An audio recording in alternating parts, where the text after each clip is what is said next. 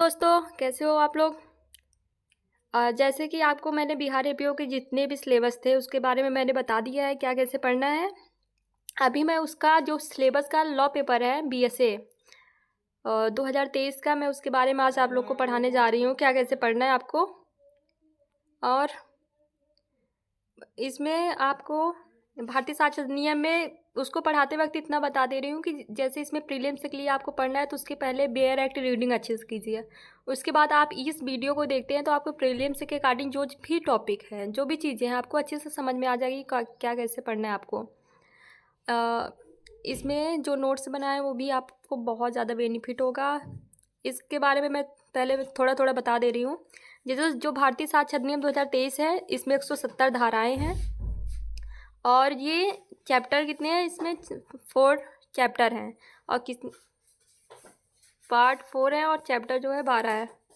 अधिनियम संख्या जो है ये 47 है 2023। भारतीय साक्षर अधिनियम 2023 का जो ड्राफ्ट किया था उन्होंने अमित शाह ने तैयार किया था इसको। और ये पहली बार जो पेश किया गया था वो 11 अगस्त 2023 को पहली बार मानसून सत्र में इसको पेश किया गया था। राष्ट्रपति की सहमति कब मिली थी? 25 दिसंबर 2023 को। और प्रवर्तन में ये कब आया था? 1 जुलाई 2024 को। अब यहाँ से स्टार्ट करते हैं। आपको इसमें आपकी इसकी प्रस्तावना जो होती है, इसके जो मेन ऑब्जेक्ट है, इसमें कहा गया है कि निष्पक्ष विचारण के लिए साक्ष्य के साधारण नियमों को समेकित करने और सिद्धांतों का उपबंध करने के लिए अधिनियम। और मेन प्रावधान जो नया भारतीय साक्षर अधिनियम आया है 2023 उसमें क्या जोड़ा गया है, मीन्स ऐड किया गया है, क्या उसमें से रिपील किया गया है और कौन कौन से इसमें स्पष्टीकरण जोड़े गए हैं और कौन कौन से हटाए गए हैं, इन सब के बारे में बता रही हूँ। जैसे इसमें दो नई धाराएं हैं उसको जोड़ा गया है, 6 उपधाराएं भी जोड़ी गई हैं, नए 5 स्पष्टीकरण जोड़े गए हैं और 4 स्पष्टीकरण हटा दिए गए हैं और उनमें से 2 नए परंतुक जोड़े गए हैं तथा 24 परंतुकों को जो है उसमें से मॉडिफाइड कर दिया गया है और 6 नई धाराओं को उसमें से हटाया गया है। और इसमें महत्वपूर्ण बदलाव ये किया गया है कि पहले जो डॉक्यूमेंट एविडेंस होता था, डॉक्यूमेंट का जो परिभाषा डिफिनीसन दी गई थी उसमें इलेक्ट्रॉनिक रिकॉर्ड को ऐड किया गया है और उसके बाद साक्ष्य की परिभाषा में इलेक्ट्रॉनिक साक्ष्यों को शामिल किया गया है। मतलब इन सब वर्ड को उसमें जोड़ा गया है जो कि पहले वाले में नहीं था। इलेक्ट्रॉनिक रिकॉर्ड और डिजिटल रिकॉर्ड को भी शामिल किया गया है। अब हम स्टार्ट करते हैं इसके भाग को, कहाँ से क्या चीज़ें हैं। जैसे भाग 1, कितने भाग हैं इसमें? 4 भाग हैं। अब स्टार्टिंग कहाँ से करते हैं? भाग 1 से। उसके बाद अध्याय कितने थे? 12। अब इसमें अध्याय 1 को प्रारंभिक प्रिलिमिनरी से इसमें है, यहाँ से स्टार्ट हुआ है। तो पहले हम क्या भरेंगे? धारा 1। धारा 1 में है संक्षिप्त नाम, भारतीय साक्षर अधिनियम 2023, इसका संक्षिप्त नाम है ये।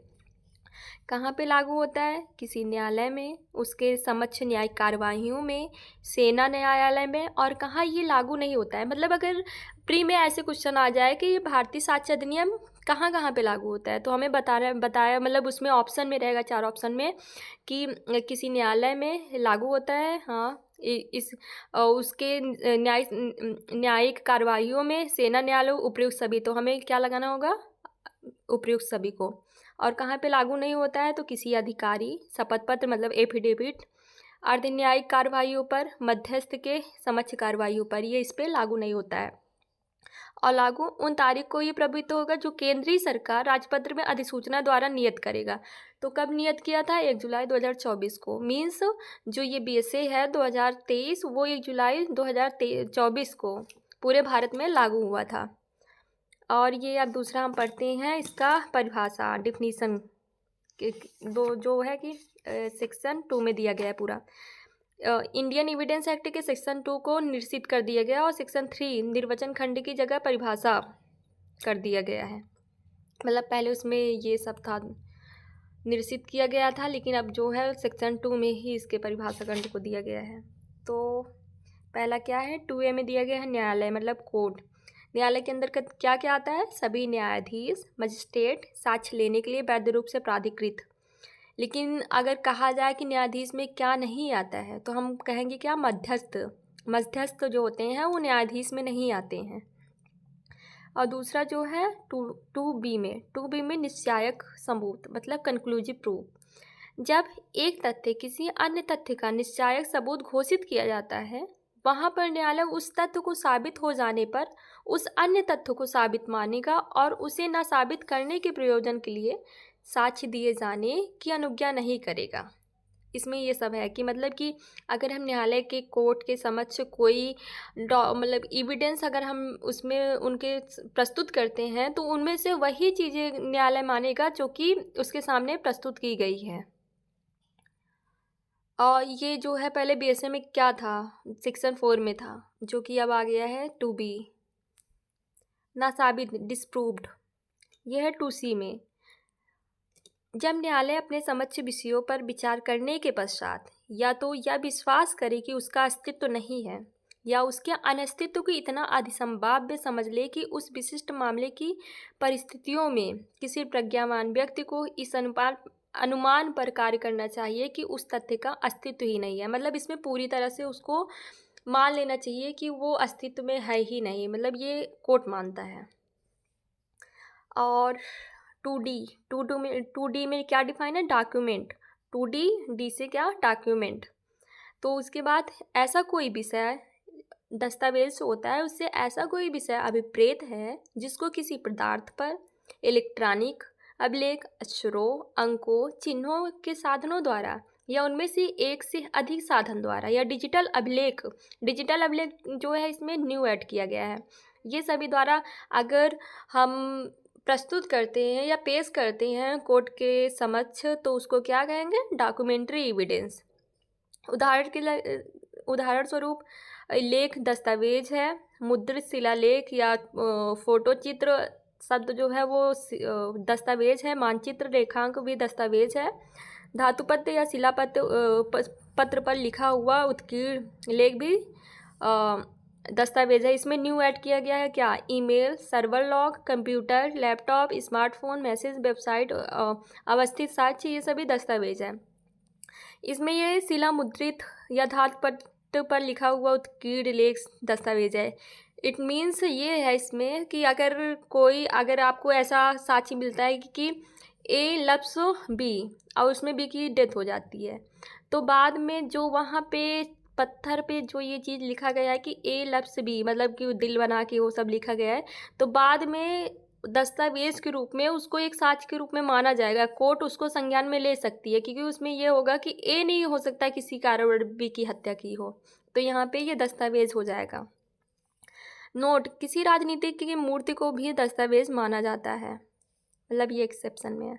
2E मतलब साक्ष्य इसमें होगा एविडेंस। 2E से एविडेंस शब्द से अभिप्रेत है, इसमें मौखिक साक्ष्य भी आता है, दस्तावेजी साक्ष्य आता है, डिजिटल रिकॉर्ड और इलेक्ट्रॉनिक साक्ष्य और डिजिटल रिकॉर्ड को इसमें न्यू ऐड किया गया है। और फैक्ट, तथ्य, 2F में फैक्ट है, एफ है, एफ से फैक्ट, 2F से अभिप्रेत है कोई भौतिक साक्ष्य, भौतिक तथ्य, मानसिक तथ्य। इसको दो भागों में डिवाइड किया गया है, भौतिक तथ्य और मानसिक तथ्य।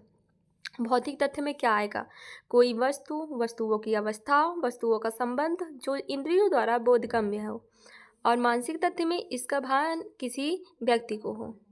उदाहरण स्वरूप यदि किसी अमुक स्थान में, अमुक क्रम में, अमुक पदार्थ व्यवस्थित है या एक तथ्य है, या कि व्यक्ति ने कुछ सुना है या देखा या तथ्य है, या कि किसी व्यक्ति ने अमुक शब्द कहे, ये भी तथ्य है, या सभी तथ्य है। इसका मतलब ये तथ्य मतलब ये है कि अगर फैन लगा हुआ है, वो भी जो आपको दिखाई दे रहा है तो वो भी एक तथ्य में आ जाएगा। हम आपको पढ़ा रहे हैं, ये आपको सुनाई दे रहा है, ये भी एक तथ्य है। और आपके चारों ओर जितनी भी चीज़ हैं वो सभी तथ्य हैं। लेकिन हम जो कोर्ट के सामने जो चीज़ें फैक्ट इन इशू या रिलेवेंट फैक्ट जो वो आपके कोर्ट के सामने हम प्रस्तुत करते हैं, पेश करते हैं, वो मेन फैक्ट माना जाता है उस घटना से रिलेटेड, और सभी को नहीं माना जाता है। बट अगर आप उस तरह देखें नॉर्मल लैंग्वेज में और नॉर्मल वे में देखें तो आप सभी फैक्ट होते हैं। और उसके बाद 2G में क्या डिफाइन है, विवादित तथ्य। ऐसा कोई तथ्य जिस जिस अकेले ही से या अन्य तथ्यों के संसर्ग में किसी ऐसे अधिकार, दायित्व या योग्यता के जिसका किसी वाद या कार्रवाई में प्रख्यान या प्रत्याख्यान किया जाता है, मतलब उसको स्वीकार किया जाता है या अस्वीकार कर दिया जाता है, अस्तित्व, अनिश्चित्व, प्रकृति या विस्तार की उत्पत्ति असंभव हो जाती है, तो वो सभी क्या माना जाते हैं? विवादित तथ्य या एक प्रिंसिपल पर आधारित है, जिसे कहते हैं फैक्टम प्रोबेंडम। ये इसमें वेरी इंपॉर्टेंट है ये वाला कि फैक्टम प्रोबेंडम किसको कहते हैं, तो इसको कहते हैं विवादक तथ्य को। और 2H में उपधारा कर सकेगा। न्यायालय किसी तथ्य को उपधारा कर सकेगा वहाँ न्यायालय या तो ऐसे तथ्य को साबित हुआ मानता है या फिर जब वह नासाबित नहीं हुआ है या उसके सबूत की मांग कर सकता है। तो ये सभी उसमें माने जाते हैं। अब उसके बाद 2I में साबित नहीं हुआ। कोई तथ्य साबित नहीं हुआ तब कहा जाता है ना तो वह साबित हुआ है और ना ही उसे ना साबित किया गया, मतलब दोनों में से कोर्ट जो है वो ना उसको साबित करता है और ना साबित करता है, तो उसको क्या कहते हैं? साबित नहीं हुआ। ये इसमें है 2I में डिफाइन है इसको। 2J मतलब होता है रिलेवेंट, साबित। जब न्यायालय अपने समझ के विषयों पर विचार करने के पश्चात या तो यह विश्वास करे कि उस तथ्य का अस्तित्व है या उसके अस्तित्व को इतना अधिसंभाव्य समझ ले कि उस विशिष्ट मामले की परिस्थितियों में किसी प्रज्ञावान व्यक्ति को इस अनुमान पर कार्य करना चाहिए कि उसका अस्तित्व है, मतलब इसको अस्तित्व का होने का अनुमान करता है, तब इसे माना जाता है साबित किया हुआ है। 2K में क्या डिफाइन है? सुसंगत, रिलेवेंट इसको कहते हैं सुसंगत। एक तथ्य दूसरे तथ्य से सुसंगत कहा जाता है जबकि तथ्यों की सुसंगत से संबंधित इस अधिनियम के उपबंधों में निर्दिष्ट प्रकारों में से किसी भी प्रकार से वह तथ्य एक दूसरे तथ्य से सुसंगत है। इसे क्या कहते हैं? इसको एक लीगल मैगजीम है फैक्टा प्रोबेंशिया। सुसंगत को जो है लीगल लैंग्वेज में कहते हैं फैक्टा प्रोबेंशिया।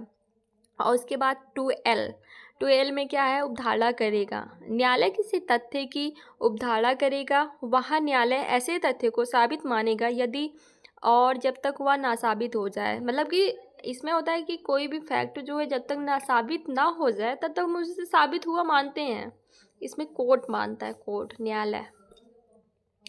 2 में जो शब्द और पद इस अधिनियम में परिभाषित नहीं है वही अर्थ होगा जो कि IT एक्ट 2000 और भारतीय न्याय संहिता 2023 और भारतीय नागरिक सुरक्षा संहिता 2023 में है। मतलब कि जो चीज़ें हमें इसमें परिभाषित नहीं मिलती हैं अदर जगह, मतलब ये जो तीनों एक्ट दिए गए हैं उसमें मिलते हैं, तो हम मान लेंगे कि वही चीज़ है, उसको उससे ले लेते हैं। उससे मतलब मेन है कि अगर इसमें नहीं परिभाषित उसमें परिभाषित है, हम उसको वहाँ से उसको परिभाषित मान लेते हैं। तो आज मैंने भाग 1 की जितनी भी चीज़ें थी मैंने आज आप लोग को पढ़ा दिया है। आई होप आप लोग को मेरी वीडियो अच्छी लगी। प्लीज़ इसको लाइक, सब्सक्राइब एंड शेयर ज़रूर से ज़रूर कीजिएगा। Thank you so much.